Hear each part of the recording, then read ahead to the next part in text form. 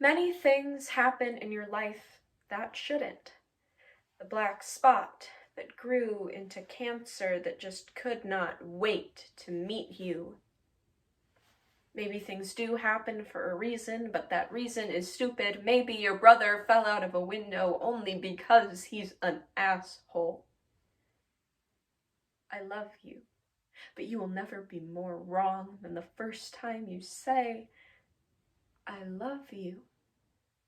You will mean it, sure, but you will still be lying.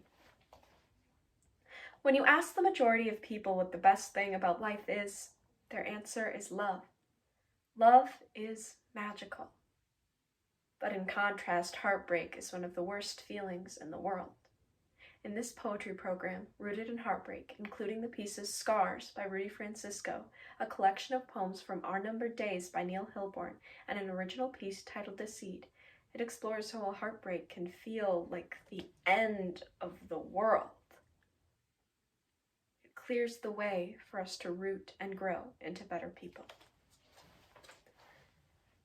I treated you as if you were the last molecule of oxygen inside of a gas chamber. I was so good to you. You cracked hourglass with sand spilling from behind your ribs. You wasted my time. How dare you linger on my lips and then kiss me like a stuttering apology with excuses stapled to the roof of your mouth? Must be odd for our mutual friends who like me more but think you were right to say I hate you would imply a world where I kissed more than your stomach. I was trying to kiss you and blame someone else. Kissed the sidewalk instead of you. Kissed anyone I actually love. It's so hard to love you because who are you? I feel like I've spent my whole life waiting for this moment. And now this moment is terrible. This moment doesn't even have any fireworks. It's not your fault. Probably because you didn't make me this way stupid. No, I mean, I'm stupid. I mean, you might be stupid. Who knows? Who are you? But I thought cheating on my girlfriend would be so great. And now that I've kissed you, all that's happened is I've kissed you. I have thought and thought myself into corners made of words and nightmares, and what has it gotten me but more thoughts, a currency that only buys more currency. So please,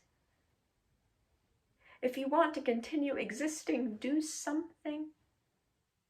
Build a house even if every wall leans to the left. Love it anyway, just like a season. You no longer think of suicide as a house you will build one day. Love how you hate yourself sometimes because, goddamn, at least there's still something to hate. I still remember you, but some days I wonder if you existed at all. Your fourth love. Who is your first real love? Who brought you peace when your whole body was a gun? When she leaves you, ask your roommate to hide the knives, because you will carve her name into all of the food in the fridge. Stop showering. Warmth will remind you of her.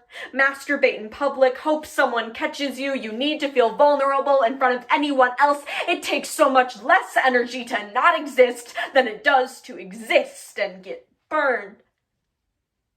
I've been burned so much I'm not me anymore. I'm a stupid puppet version of me. I've got strings that lead to nowhere. Nothing is pulling on me. I wish someone would drag my hand out of hiding and sign my name on the dotted line. Marvel at how she made you someone who could make himself into someone. She made you want to live more than anything else, and now she makes you want to leave the world because you have seen it. In her, you have seen the color and shape of your perfect life, and the children, the house, and the arguments about tablecloths. They are all fading, like things left in the sunlight, like any dream left too long in the light.